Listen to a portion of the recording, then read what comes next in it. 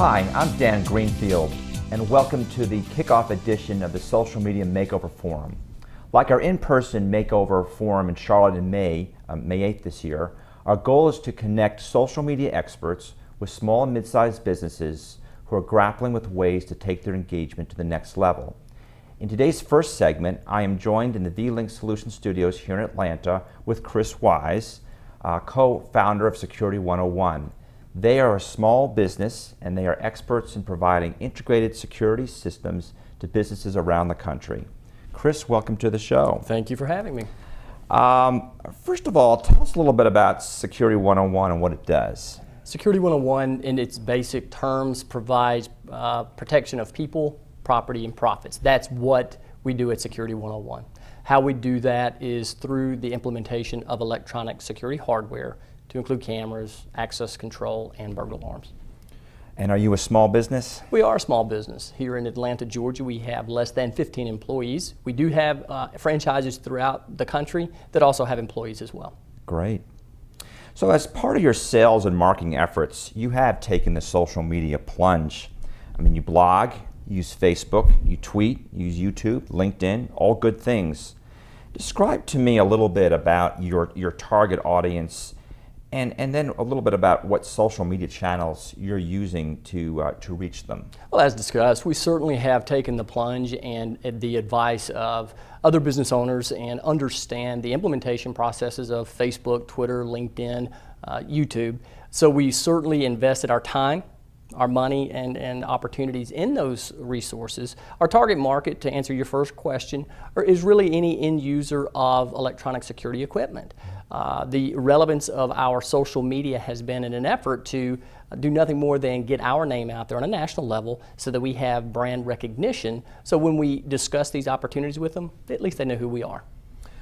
And what prompted you to do this? Is there any pressure? The other competitors doing it, or what was it that you said, I've got to do these properties? Well, the reality of it is the days of Yellow Book are gone, to be quite honest with you. We understood the relevance of the convergence, if you will, of technology and the importance of the utilization of social media in order to get our brand recognition out there. So it was more of a necessity and understanding that this was an option and path that we had to take. Right.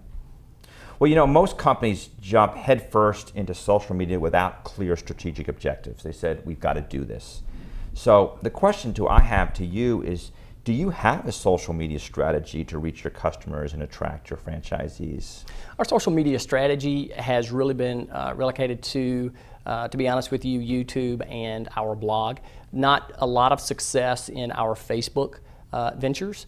We do also use LinkedIn, but by and large it has become more of a way of communication with those individuals that are current subscribers of our blog, and limited success, if any success, in our Facebook ventures, to be quite honest with you. Does it strike you as being more tactical than strategic? As with any business venture, there is no end result without a plan.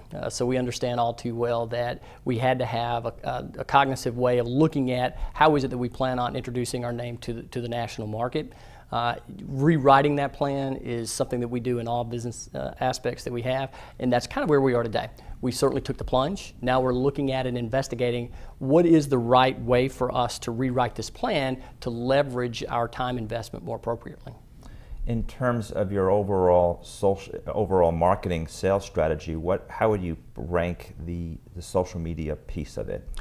That's really today a hard question for me to answer definitively, because I do not have enough quantifiable information as it relates to what have we physically generated in revenue as a direct result of our social media time implementation. You know, the only way that I could answer that as it relates to broad scope of marketing would be certainly in our vertical market campaigns, the old-fashioned way of doing direct email marketing, lunch and learns, and things of that nature. Well, tell me, are you satisfied with the results with what you've gotten so far? To date, we've certainly had internal conversations with my business partners, and I've had discussions about whether our Facebook venture is worthwhile, or do we continue to do that. Certainly have the presence with our blogs. How do we rework that, and how do we begin leveraging it and getting more out of the time that we're investing there? So to answer your question, do I feel that we're happy with our investment there? To date, probably not.